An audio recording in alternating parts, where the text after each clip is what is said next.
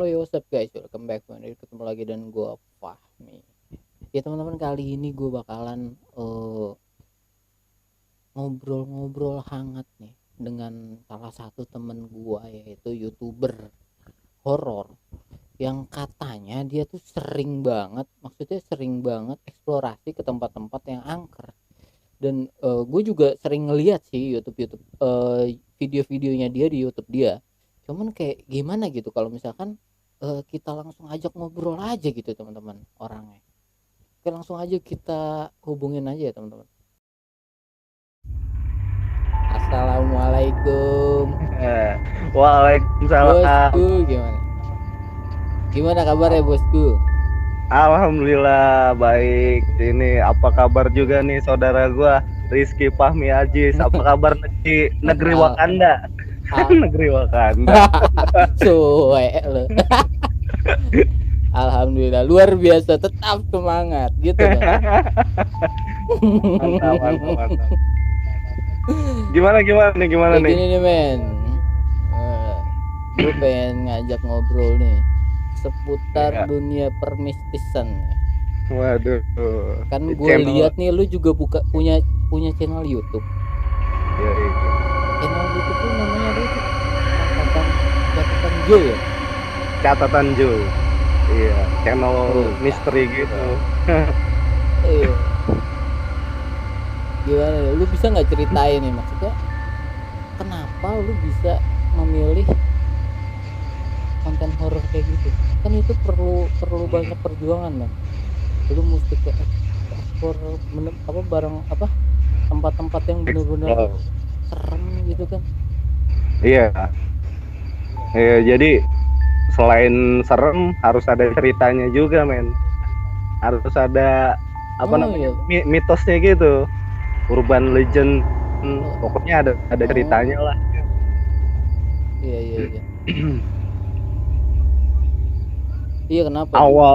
Awalnya sih kenapa gue bikin, salah satunya memang karena sedikit banyak gue punya pengetahuan di situ ya, di tentang dunia mistis itu dikit sih, Hmm. pernah belajar gue. Nah, udah gitu gue lihat banyak konten-konten horor yang kalau menurut gua lucu gitu. Ada apa? Pocong digetok pakai panci. Oh, iya iya, itu mah kocak sih. Kan nggak ada Bukan harga horor itu. nggak ada harga dirinya banget kan. Bener-bener, Cak. Aduh. Iya, Aduh. apa karena mungkin setan Indonesia ya? Kalau setan luar kan apa ada pisau di sininya ya kan? Kalau setan luar ada pisau di Iya iya. sini, dicabut, nah lu ditusuk lu. Kalau setan Iya bener. Indonesia kan banyak kan, mohon maaf ya, di pabel gitu, ada yang ngesot, ada yang loncat-loncat di pabel. Eh tapi setan Indonesia doang loh yang S1. Apa tuh? Suster ngesot. Iya ya. Aduh, Suster ngesot. Lu mesti S1 dulu buat benar jadi benar suster benar benar ngesot. benar. Minimal akademi perawat lah. Bener kan? Iya. Eh, Iya men, awalnya gitu sih, dari keresahan gue akan konten-konten, mohon maaf nih gue mungkin agak kasar gitu, agak konten pembodohan gitu kalau gue bilang. Nah jadi gue hmm. coba ungkap lah, urban legend itu. Jadi bukan, tujuan konten gue bukan cuma cari-cari penampakan gitu, jadi untuk mengedukasi juga, untuk mengedukasi masyarakat tentang hal-hal mistis itu, supaya ya nggak takut juga ya, kayak gitulah. Hmm. Hmm. Di situ keresahan gue sih gitu, men. Gila sih, betul betul betul. Berarti lu sebelum mengeksplor itu lu nanya-nanya dulu gitu, maksudnya cari tahu dulu apa sih gitu Benar, yang ada di tempat itu. benar banget. Jadi bukan cuma cari tahu apa namanya dari cerita-cerita warga di situ, tapi juga kita interaksi, komunikasi sama penghuni yang ada di situ gitu, men. Penghuni Gimana? penghuni gaib. Penghuni orang asli sih. Bukan, jadi ya Hah? ya selain gua cari tahu dari beneran manusia yang ada di situ atau manusia yang tahu cerita dari tempat itu, gue juga cari tahu dari makhluk gaib yang ada di tempat itu. Bisa juga tuh. Oke. Iya, karena gue sedikit banyak pernah belajar untuk komunikasi dengan hal-hal itu dengan mereka. Lu bisa Dikit pernah belajar. dikit. Bukan ahlinya sih, maksudnya bukan pro, tapi pernah belajar, bisa lah gitu. Lu sendiri men pernah punya pengalaman mistis nggak atau mungkin apa gitu? Gue pernah sih, maksudnya gue pernah ngalamin hal-hal maksud gitu kan. Iya. Gue dulu pernah kerja di salah satu restoran ya. Iya. Nah di restoran itu gue pernah nginep di situ. Gue nginep sendirian, pas banget kan gue jumping tuh ya, dari siang ke pagi tuh ya kan. Ya otomatis gue males lah, daripada gue rumah gue juga jauh kan. Daripada itu kan gue nginep aja, gue juga yang megang kuncinya ya kan, gitu. Nah gue nginep di situ, kata atasan gue kalau gue nginep di situ pasti ada suara-suara nggak jelas ya kan, kata dia. Dan gue nggak tahu itu masuk ke alam bawah sadar gue atau itu beneran kejadian. Gue udah nyoba tidur nih, gue tidur nih kan di situ ada tangga tuh ya. Nah pas gue tengah malam, gue baru banget mau merem gitu, ada suara orang naik tangga. Langkah itu seriusan, langkah kaki gitu. langkah kaki. Iya Di situ itu seriusan kayak di situ lu sendirian atau ada temen lu tuh? Berdua. gue gitu? berdua di situ. gue berdua sama teman gue. Temen lu kali Dan itu. temen gue juga ngedenger. Waduh. cuman dia mau ya tidur aja gitu. Gue yang apa sih? Lo tau lah Parno anjir. Iya. Parno anjir. Ih anjir suaranya beneran nggak cuma liat.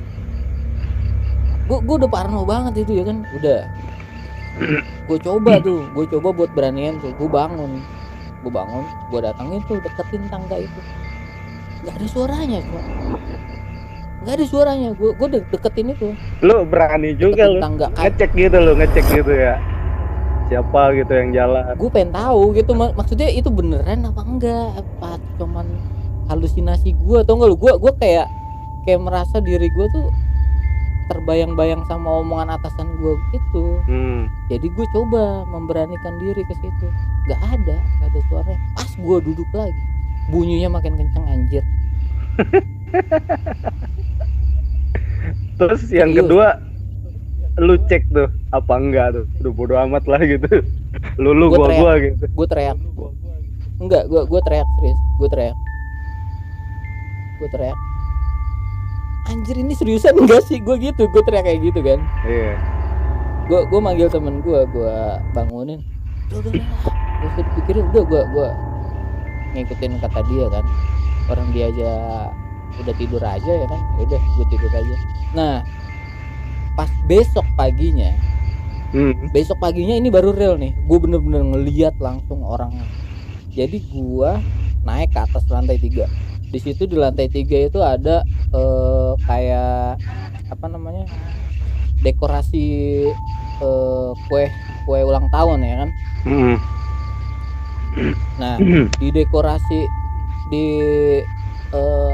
tempat dekorasi itu ada orangnya, itu temennya, temen gua maksudnya. Temen gua tanya, men lu jam segini udah nyampe aja, kok gua nggak lihat lu nyampe nya. Gua bilang kayak gitu. Lu kenal tuh di sini. Lu kenal tuh orang? Iya temen gua dia udah pakai seragam lengkap. Dia udah pakai seragam lengkap. Gue tanya kayak gitu, dia nggak jawab anjir. Udah nih orang lagi kenapa nggak tahu lah. Udah gue turun ya kan. Udah anak-anak yang lain baru pada masuk tuh. Kata gue tanyain kan namanya, gue sebut nama ya, namanya Slamet kan. Mbak, Pak Slamet kok udah nyampe atas aja ya, emang ada orderan apa? Gue bilang kayak gitu kan. Udah, dia jawab nggak ada, dia libur, nggak ada orderan apa. Tuh langsung gue paneng, gue anjir, gue bilang itu orangnya bener banget ada lagi bikin kue, tau nggak lu? Iya. Itu menurut lu gimana itu? Apa otak gue yang ngeblank gara-gara malamnya ada suara, terus tiba-tiba paginya ada penglihatan kayak gitu? Menurut lu gimana tuh? Iya, kalau itu sih beneran nunjukin kalau dia tuh ada di situ. Untuk apa, rupanya sendiri memang kan dia bisa menyerupai siapapun lah yang dia pengen gitu, misalkan ya temen lu atau siapa yang lu kenal. Ya itulah setan itu, maksudnya menunjukkan eksistensi dengan cara merubah dirinya jadi sosok temen lu. Tuh gitu sih men itu. Tapi ya setahu gua ya, maksudnya kayak kalau setahu gua ya, kalau misalkan ada makhluk halus, makhluk lain yang kelihatan sama kita, itu dia lagi apes, itu maksudnya gimana tuh? Dia lagi apes, berarti yang dia tunjukkan itu apa? Maksudnya gimana gitu? Jadi kayak ambigu tuh nggak lo? Iya benar. Apa pemahaman gue yang salah gitu? Iya, memang yang berkembang. Nah itu dia tuh yang jadi concern gue untuk meluruskan, sebenarnya bukan meluruskan ya, gue berpendapat lah. Jadi itu cuma sebatas istilah gitu, istilah kalau mereka tuh lagi apes atau apa. Padahal sebenarnya ya orang yang lihat itulah yang apes, mereka sih nggak apes sebenarnya. Itu emang tugas mereka. Ya istilah itu cuma dibuat sama manusia, dia yang apes gitu, padahal bukan, kitanya yang apes gitu sih, itu menurut gua. Oke. Tapi dari situ, nah gua juga setelah penglihatan itu ya, gua ngeliat bos gua ya, maksudnya dalam tanda kutip itu dia atasan, maksudnya kayak manajer gua lah ya gitu. Dia ngasih kayak sajen gitu. Oh iya. Di lantai 3 itu yang gua dapet penglihatan itu, dia tiap malam Jumat, ternyata gua juga baru tahu itu, ternyata dia ngasih sajen. Apakah sajen itu yang membuat dia tuh lebih merasa besar gitu, paham gak? Iya. Sombong gitu, gara-gara dia dikasih. Iya. Bener. Balik lagi sih men, sajen itu tujuannya untuk apa? Ada sajen itu untuk katakanlah ada sajen itu untuk upahnya mereka yang telah dimintai tolong sama orang tersebut untuk secara gaib menarik pelanggan gitu men. Itu banyak itu usaha-usaha yang kayak gitu, yang make gaib gitu. Jadi sajen itu bentuk dari upahnya mereka. Ada juga yang make sajen untuk supaya nggak ngeganggu. Ada dua nih, supaya nggak ngeganggu usahanya, supaya lancar lah, nggak diganggu sama mereka. Jadi itu tuh bagiannya, istilahnya kayak preman gitu men. Preman kan suka nyari perkara ya, itulah sajennya, supaya nggak dirusuk. Ada dua jenis sih. Ya setan juga preman. Minta jatah. Tapi ada nggak sih syarat-syarat khusus, kayak misalkan lu ngasih pisang raja atau apa gitu, itu khususnya buat buat jatah preman itu. Kalau misalkan lu ngasihnya ayam apa daging gitu, Ada, iya. itu buat Iya, ada. itu jadi gimana tergantung permintaan makhluk gaibnya. Kalau dia katakanlah bersekutu, jadi kayak negosiasi gaji gitulah bahasa kitanya. Gue minta ini gitu. Misal, gue kasih contohnya, kalau jinnya itu berupa macan, dia biasanya minta daging. Entah itu sate kambing, entah itu sate ayam, atau apa gitu, daging apa. Why macan maksudnya kenapa kenapa binatang, why kenapa macan gitu maksudnya. Ya, sebenarnya jin itu bisa jadi apa aja sih, men. Bisa jadi macan, bisa jadi apapun yang ada di keinginan mereka untuk mewujudkan diri sebagai binatang apa. Wujud jin sendiri, aslinya jin itu ya jarang orang yang bisa lihat itu udah tingkatan kebatinannya tinggi kalau yang bisa ngelihat wujud jin yang sebenarnya. Orang-orang yang katakanlah kayak gue gini yang baru-baru belajar itu biasanya ditampakin wujud-wujud yang menyerupainya gitu. Kalau bahasa Sunda tuh malih rupanya mereka. Nah, biasanya jadi itu tuh bisa dipelajarin. Iya. Sorry gue potong ya. Yang begini tuh bisa dipelajarin, bahkan dipelajarinnya nggak mesti lu seorang muslim. Agama apapun bisa mempelajari ini. Ini nggak perlu kedekatan sama Tuhan ataupun kesucian diri, kesucian batin, nggak perlu. Kecuali kalau memang jalannya itu jalan kebatinannya itu untuk menuju Tuhan. Nah, biasanya orang yang bisa melihat jin yang tingkatan tinggi itu yang kebatinannya itu yang menuju Tuhannya gitu, men. Ilmunya ilmu tinggi lah, bukan ilmu ece-ece, kebatinan yang urakan.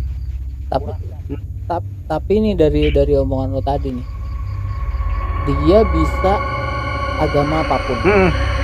Kenapa